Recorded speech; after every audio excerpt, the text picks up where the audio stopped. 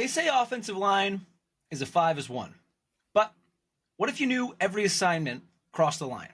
This week's episode of Hoggie Shuffle, we're diving into elite trench IQ, spotlighting young monsters that are making noise in the league. We're throwing some flags on some outrageous NFL takes, and we're going to pay tribute to the greatest pass rusher to ever do it. Let's lock in. This is the Hoggie Shuffle. First things first, obviously, like, share, subscribe, wherever you get your podcasts. We're on Spotify, we're on YouTube.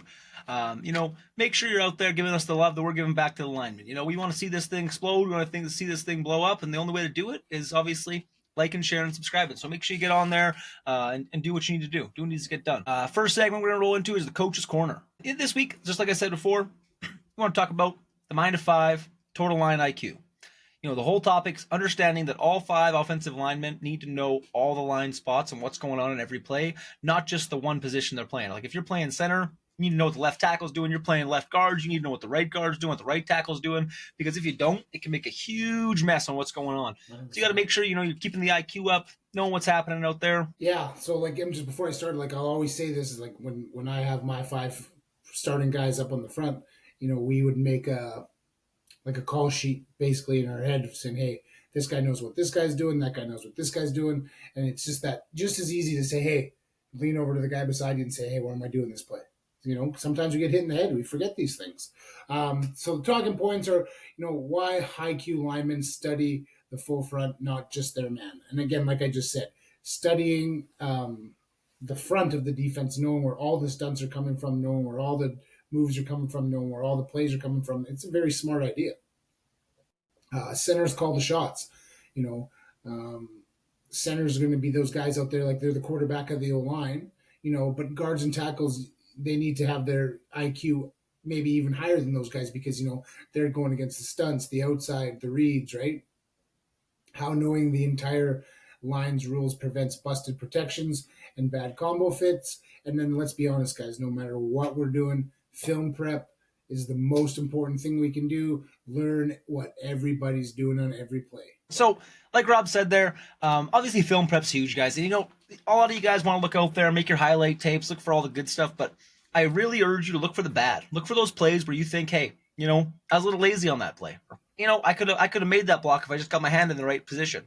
So what it all comes down to is, you can always learn from the good stuff, but I promise you're going to learn so much more from the bad. It's going to make you realize, especially when you're playing against a good team, it's not going to cut it. When you're playing against, mediocre teams, average teams, yeah, you can make mistakes, you can still be successful, but all of a sudden you go to play a good team, you go to play a good competitor, you're going to get exposed so quickly. It's going to be crazy.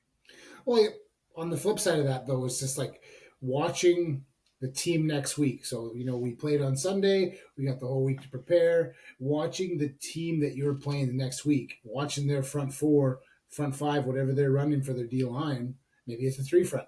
Just watching the adaptation to what they do week in and week out and every snap, seeing their tendencies, seeing their hand placement, seeing their foot placement versus blitz versus run versus all the points that matter. If you know what he's doing before he's doing it, you're going to be way better off. Oh, man, 100%. And I mean, like I said before, having that IQ makes such a big difference. Talking about linemen who, save a drive, the biggest thing is especially centers track blocking. You know what's going on. You're coming through on your pulls as a guard. You can really make those plays and seal off if you know what's happening. But if you don't know that your right tackle is chipping off and going to backer and you're picking up that end and all of a sudden you both go outside and both think you're going for the backer and that end comes free flowing in, what happens? It's going to be a mess back there. Your running back's going to get nothing. Coach is going to chew you out. It's not going to look great on film day. And so that's where it comes down to really just knowing what you're doing, understanding that every position is important on that offensive line. No matter, like I said, if you're playing left tackle to right guard, you need to know what's going on. It'll make such a more coherent offensive line, such a better flow going with it too. A good coach always taught me, if you're looking in the playbook, don't just look at your position. Shoot, you can, if you really want to dive into it, you can know what the receivers are doing too. It's not going to be as important for you, but especially on those plays when they're going to be blocking and knowing which guys they're taking to know which guys you're taking, it helps a lot to understand. I promise you that. I always seen that, like we always talk about, 5 guys, that's your offensive line, and what, you need all 5 of them. So knowing what your guy beside you is doing while you're doing your job is just as important as knowing what you're supposed to be doing. Like if you know that, hey, we got a 1 tech ahead of us and I'm the inside guy and you're the outside seal, You know what I mean? Like, you need to know that he's the outside seal. So knowing the guards plays as the center or the guards plays as the tackle is very intuitive. Like, you need to know that all the time.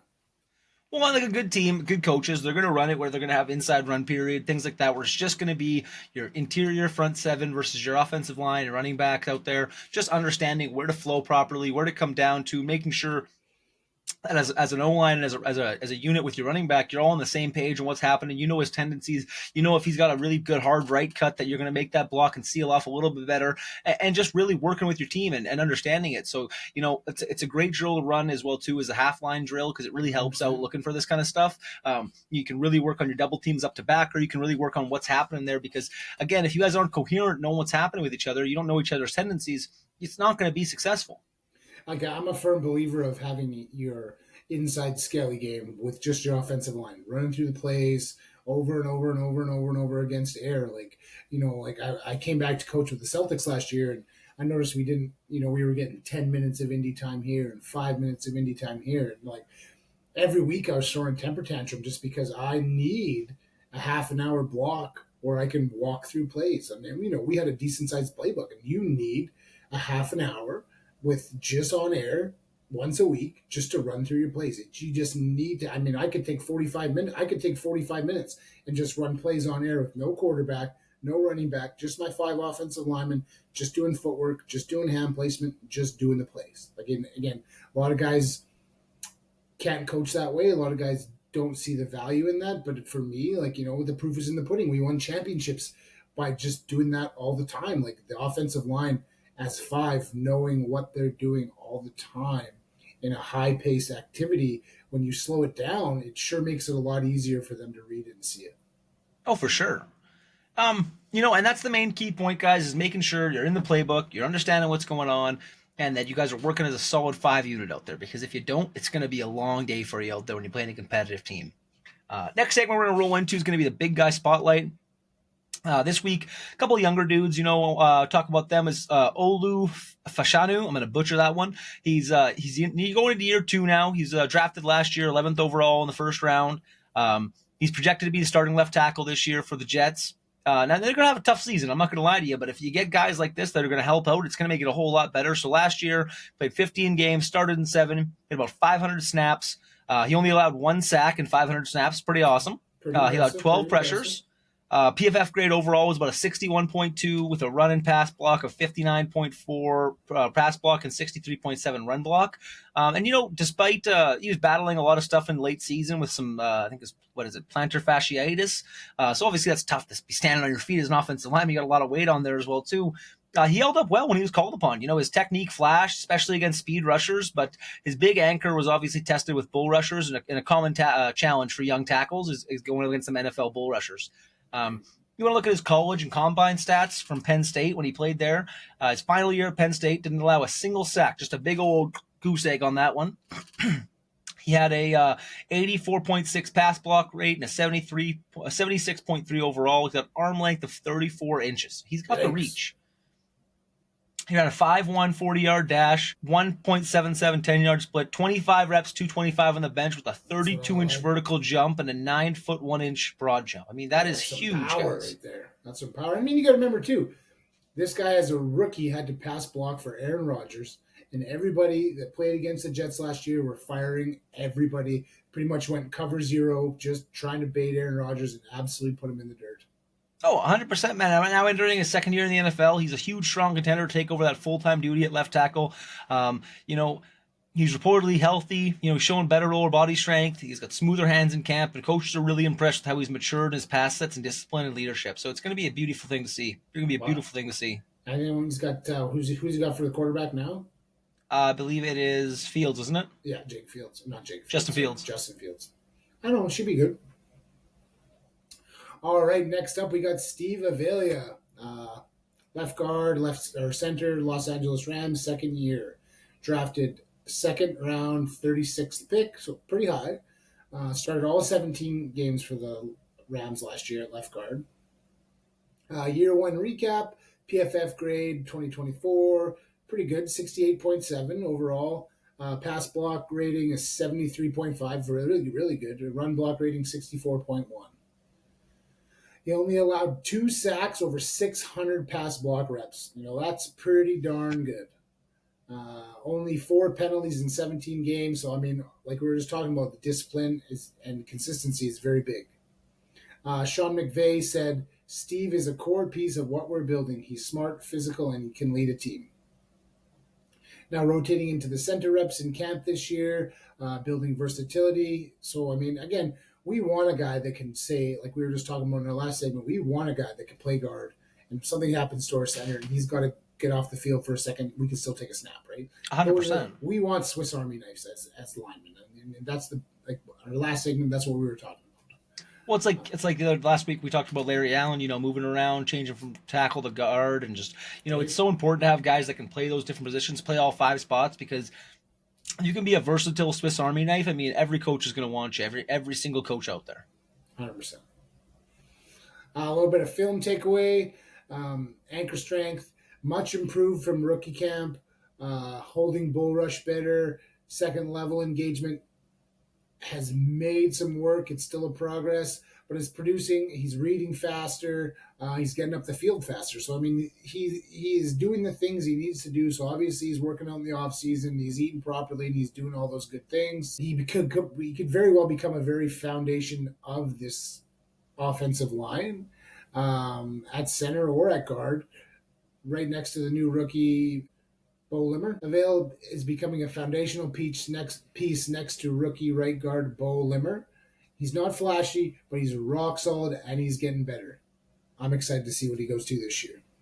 Oh, yeah, it's going to be unreal. Again, playing on a team that's they're always in a tough position because they play in a good division. They got to keep fighting every year to try and get in that NFC Championship game. It took them, 2020 is the last time they did it, I think. So it's a few years back now, but they're going to be successful. It might be, I think it was 2020, and I think that getting around with a good offensive line can make a huge difference there. So we're going to break off in our next segment here. It's going to be Wheel of Teams. Wheel of Teams. Contender versus Pretender again. We're going to run through this pretty much until we hit all the teams. We talk about everybody. We took out the ones we talked about already now, so they're not going to hit any repeats or anything like that. And see what we got. Got some high quality H2O. Ooh, it's going to play nicely for our next segments.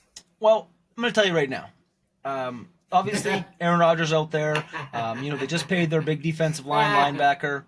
I think TJ Watt's definitely decent. We talked about this last week or a couple weeks back there, where he's not the kind of guy that I think you have to really. Yes, you have to worry about him a lot. He's a great player, but he's definitely he's no Myles Garrett. He's not someone you got to really scheme the whole entire game against. You can pretty easily run away from him or even run at him and make the right blocks. You got a good right tackle out there. He's going to be pretty laid out for sure. Offensively, I think they're going to be pretty mediocre. I think Aaron Rodgers is going to go out there, and by about week 8, I honestly feel by week 8 to week 10, he quits. He calls it a day.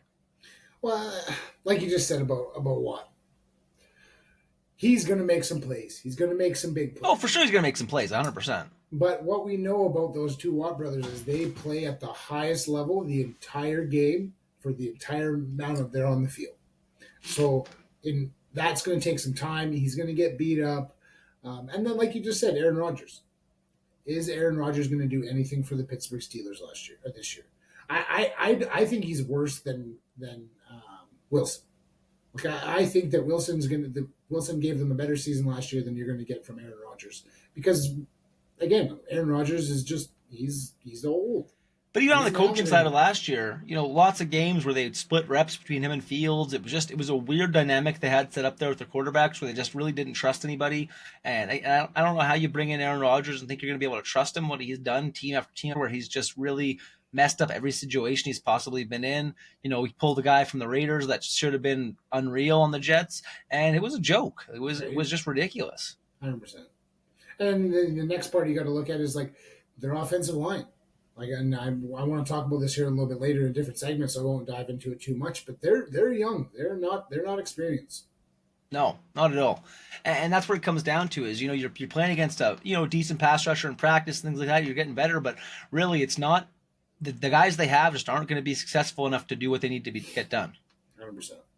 So I do not think they're contenders. I think that you maybe might sneak them into the wild card game and they get blown out in the first round of the playoffs. Well, They'll guarantee be above 500. Like they've oh yeah, always at least. Amen.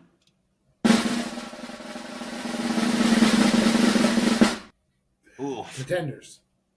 100% pretenders. I mean, obviously the quarterback that they just got in, they still don't know who's the starting quarterback. We'll find out obviously week 1. I think they're going to start Flacco. By week 3, they put in Sanders and realize he is the guy. The problem is Sanders went to the graveyard. No, Pickett's not the guy. Pickett lost to the Cowboys. You lose to the Cowboys, you're not the guy. Right. What do you mean by the graveyard? What I mean by the graveyard is it's where quarterbacks go to die. It's Cleveland Browns. Oh, I see. You look at Johnny Manziel, where if he had been on a more successful team, he wouldn't have had the big depression spell he had. He wouldn't. I still think he'd probably be playing in the league right now. I'm not saying he'd be a top 10 quarterback or anything like that, but I think Johnny Manziel, with the proper team he would have went to and drafted properly, he'd be the same boat as Kirk Cousins. Well, I'm going to pause you for 1 second, and I'm going to say, if Baker Mayfield was still on the Browns, I wholeheartedly believe they'd be a contender. I wholeheartedly, in my heart of hearts, believe if Baker Mayfield has went to every team and his touch of greatness is spread on every team he's been. But you've seen what happens when he goes to other teams that actually have proper successful coaching and proper morals and values. I mean, you look at a team like this where they're going to go out and sign a dude that, did what he did. Obviously, they have no morals, no values, what they're doing properly. There's no cohesion. No, that's what I mean. That's the problem. Is the ownership they have out there is just not working properly, and until they can change that up, much like the Cowboys, they're not going to be a successful organization. 1,000%. Let's roll another one here.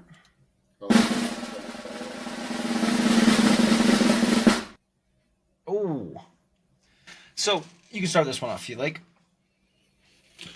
I mean, I like the Jacksonville Jaguars. I think that they have some really good pieces.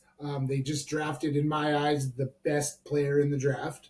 I think you're going to see him come out of the gates and just absolutely. I'm going to compare him to my guy Woodson. Like, he is in every way as good as Woodson, but most likely in every other way, he's probably better than Woodson. My thing is the quarterback. That quarterback, first round pick, he's been paid all the money in the entire world, but he just can't get it done. People were saying he's the next Peyton Manning, but Lawrence hasn't done absolutely nothing for that team. Their defense is usually Mickey Mouse. They have good games, then they have really, really bad games. Like somehow the Jaguars will play a game, it'll be 20-21, and the next week they'll lose by 40. Tell me how that happens.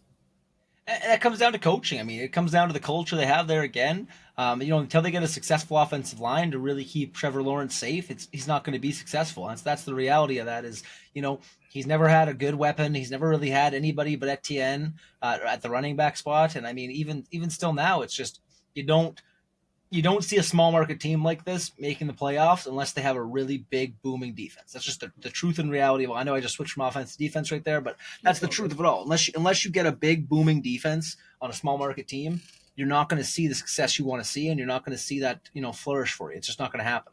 Right. Again, they have possibly the richest owner in the NFL. Like, the guy owns Home Depot. Like, it's crazy.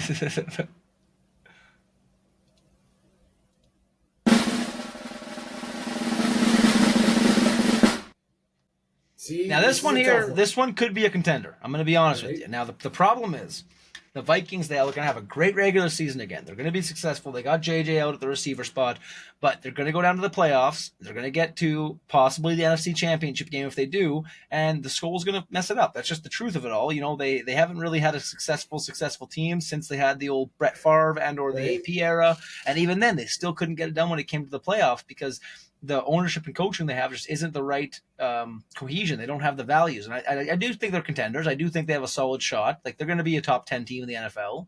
But at the end of the day, as soon as they play an actual team that's successful in playoffs, they're just going to get pumped again like last year.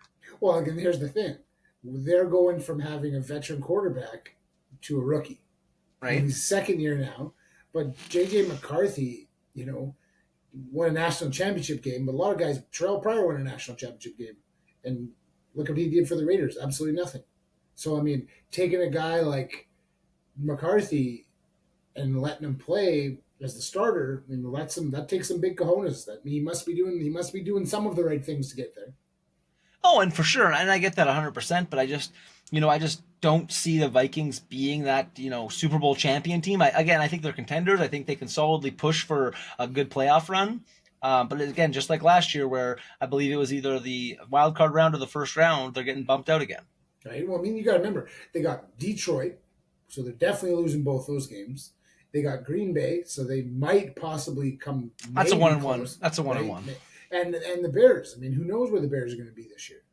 No, Bears are going to be hot garbage. I agree with you. I think Caleb Williams is also hot garbage. I think that, they're just not going to be a successful team. Like I said, their division definitely is going to be a tough one for sure. But I could see them definitely being contenders and for sure making the wild card round and then kind of going from there. But again, I just don't see them going all the way. No. All right, guys, that's the main segment for Pretenders versus Contenders. Let me just close this off. That's the main segment between Pretenders versus Contenders.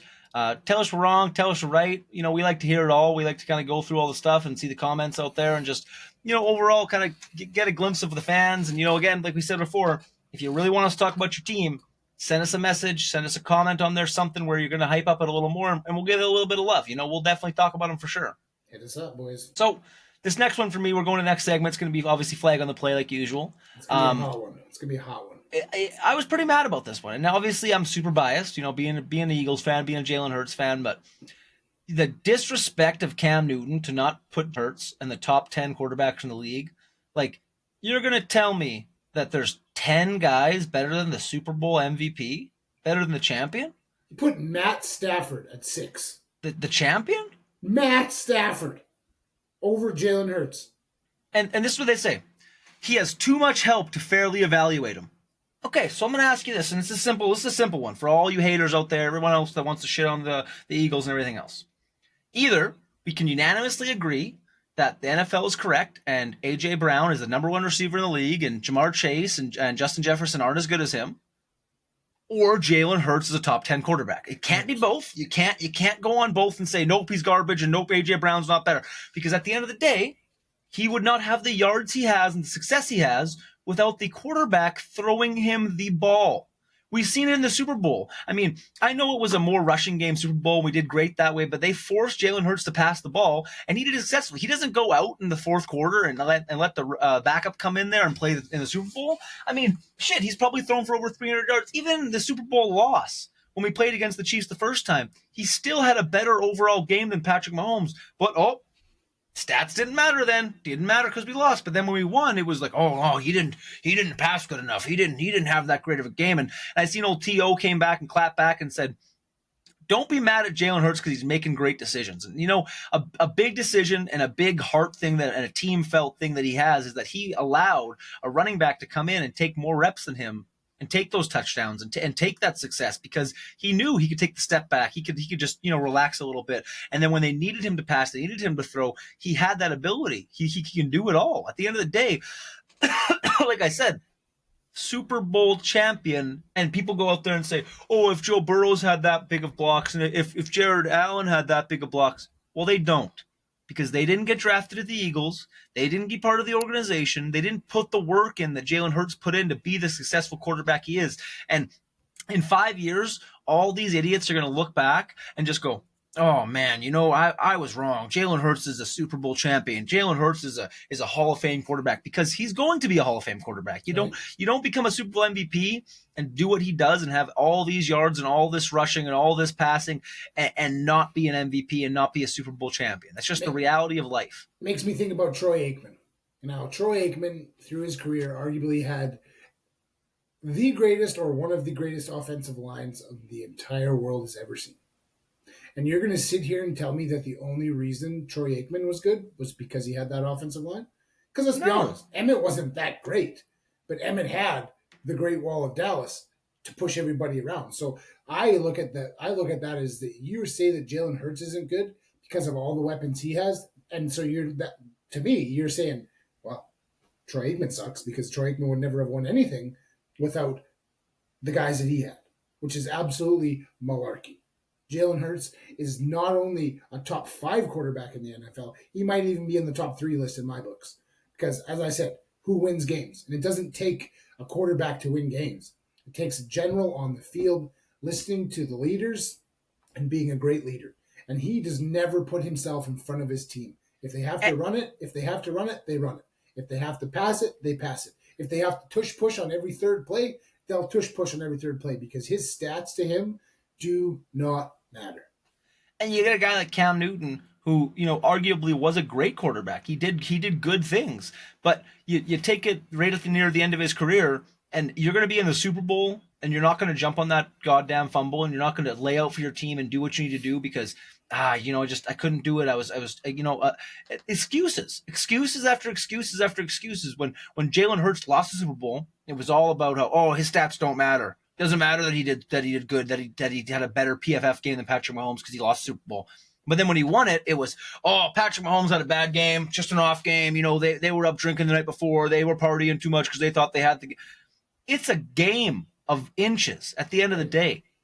And for anybody to take the success away from this young man and say, no, you don't deserve it or this or that, I don't care if was an Eagles fan. And I truly believe that's the kicker right there, is that Eagles fans, yes, we're probably the worst fans in the league. We're hucking eggs at away game, people coming in, all that kind of stuff. But just to be like, oh yeah, I hate those guys, so I'm automatically just hate this guy because he's not good enough. That is ridiculous. It is absolutely ridiculous. And the reality is, Cam Newton is still mad that he got benched wearing a Patriots hoodie. He got taken out of the game, and everyone realized, oh wow, he's not so good. You show me the Super Bowl that Jalen Hurts got benched in. You show me the playoff game Jalen Hurts got benched in, or any other game he got benched in. Oh, it didn't happen because he's a winner. Well, here's my question. Not only was Jalen Hurts' Super Bowl amazing, but it was the highest differential between an offense and a defense in a Super Bowl ever.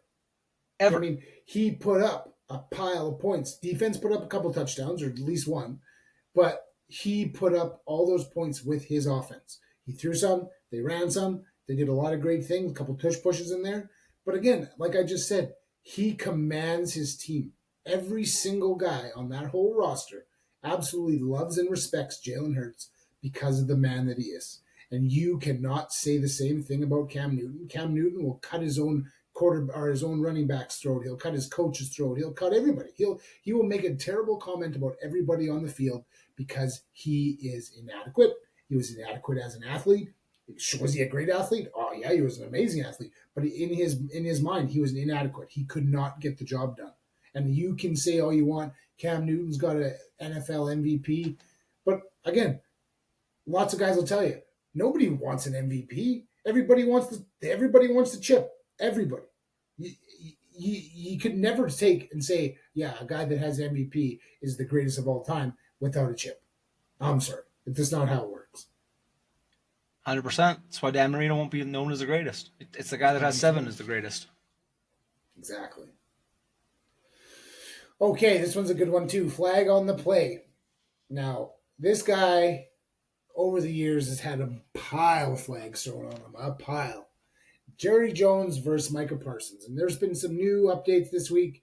Owner negligence. And let's be honest, when has Jerry Jones not been a negligent owner? The Cowboys kicked off their training camp this week with their annual State of the Union address. And let's just say Jerry Jones did not come out clean.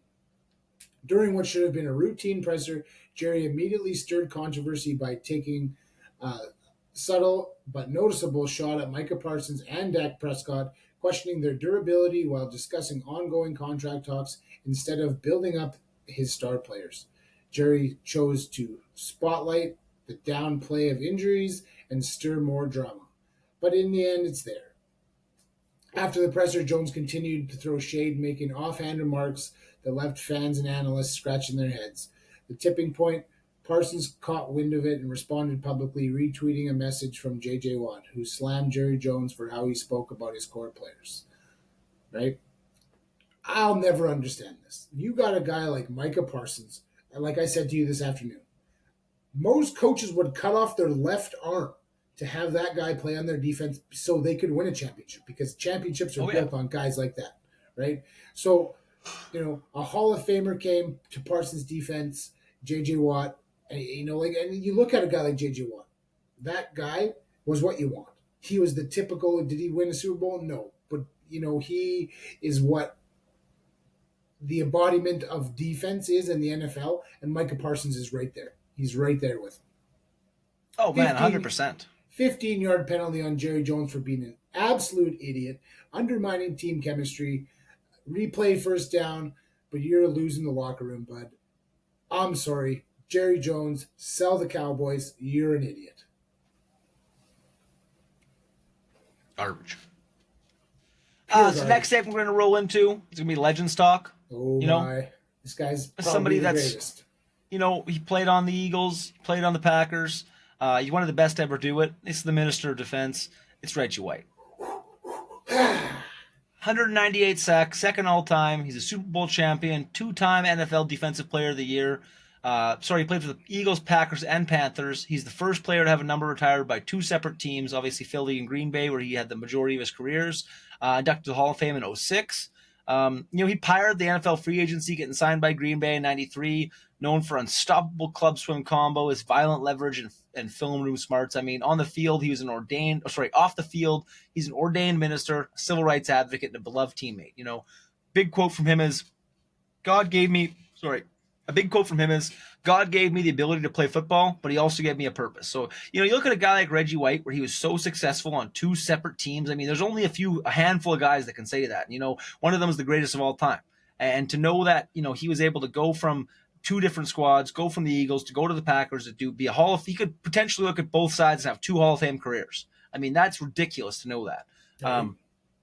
He was a guy that, offensive linemen had to scheme and fear, because he'd come through with that chop, rip, swim move. And it was just, he clubbed you down, come with the big swim coming through. And it was just absolutely money to watch. You couldn't stop him.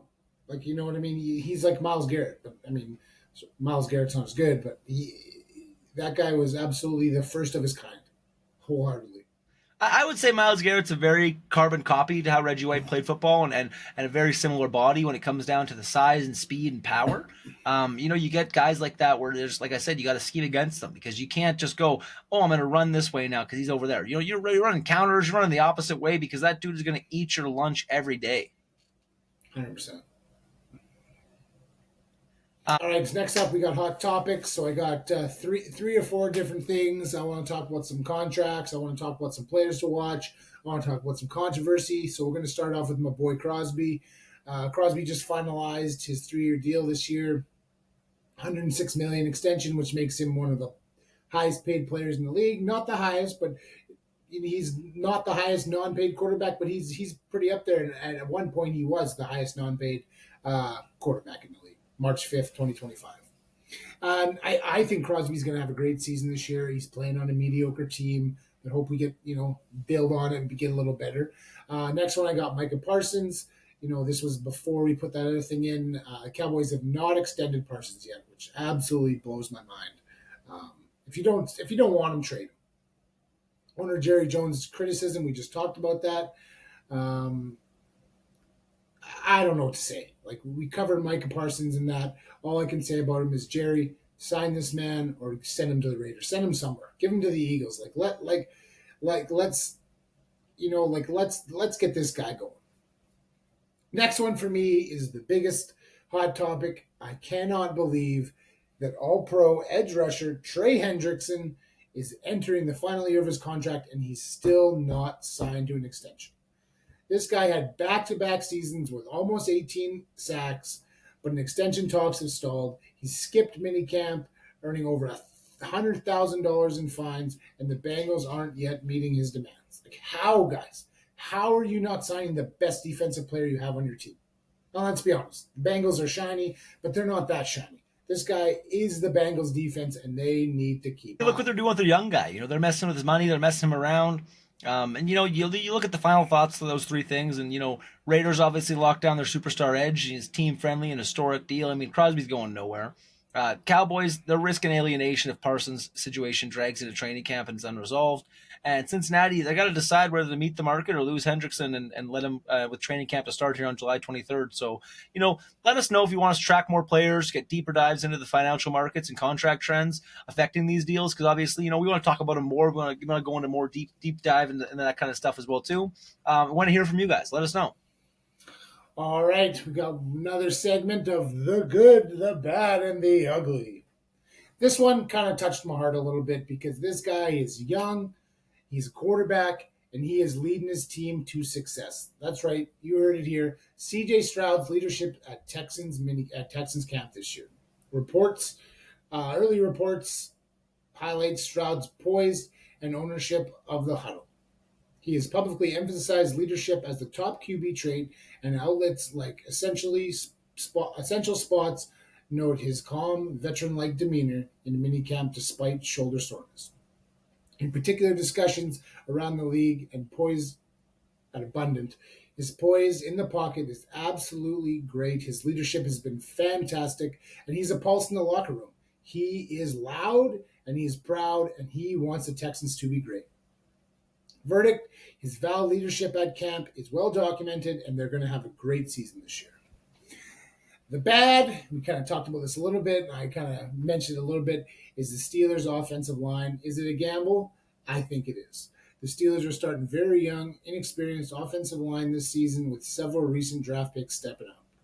Youth brings upside, athleticism, and potential, but also risk due to the lack of experience and chemistry. Guys, we're linemen. We know that. You put a new guy in, and you don't have great leaders coaching them up, and you don't have guys that have been there for a couple seasons, it's really hard to get that cohesiveness going. Early camp reports are, cautiously optimistic. No major breakdowns yet, but consistency will be key. Struggles in pass protection or run blocking it could really derail this offense this year. And again, I wholeheartedly think that defenses are going to do I wholeheartedly think the defenses are going to do the same thing they did last year with Aaron Rodgers. They're going to bring the house at them, knowing that there's struggles coming. This group development is a pivotal factor in the Steelers' 2025 success or failure. Now, this one hurts me. This one hurts me a lot. I did some reading on it. I'm always talking about my guys, and I always got my guys back, but Raiders internal turmoil. And this is something we've been dealing with for a while. Multiple outlets have reported tense team meetings where players are calling out inefficiencies, lack of discipline, and disorganization within the coaching staff. So, Raider fans, it's something we've seen year in and year out. These reports date back to 2024, but they still reflect unresolved locker room disconnects under Antonio Pierce. And I loved Antonio Pierce, but he was way too much of a player's coach, and he didn't have enough backbone to make sure that everybody was doing what they needed to be doing. He was ultimately fired last year after a 4-13 season. Verdict: tough, based on events of 2024 season with aftermath in 2025. All right, guys. That's the main meat and potatoes of the episode. We went over a few things. Obviously, we talked about our coach's corner. All those 5 guys on the line need to know what's going on. Rolling into our big guy spotlight, we had a couple of young guys talking about their year 2. Hopefully, they can do a little bit better this year as well too, and just level up, getting better and better and better.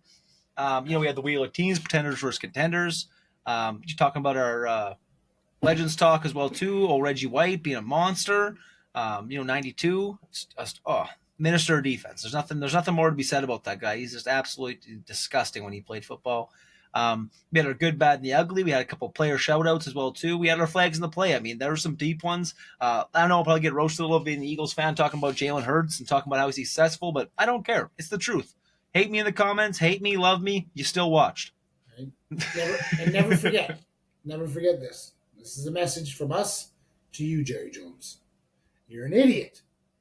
Give up your team, take your billions of dollars, and give the Dallas Cowboys a future. Because if you don't, you're going to stay at the bottom. Rolling back, we'll be back next week as well too, and then the week after that, I'm actually going to be in Kelowna there, so it's going to be fun getting to see Rob. We're going to do another in-person episode like he did when he was down in GP here. So it's going to be a fun one. I'm pretty excited for that. Make sure, guys, like, subscribe, share. Like I said in the beginning, we're on all socials. We're out there. We're trying to get this name building up. We're trying to get the Hoggie Shuffle building. So make sure you like, subscribe. If you like what you see, keep doing it. Keep watching. It's important. And remember, at the end of the day, stay square. Stay nasty. We'll see you next week on the Hoggie Shuffle.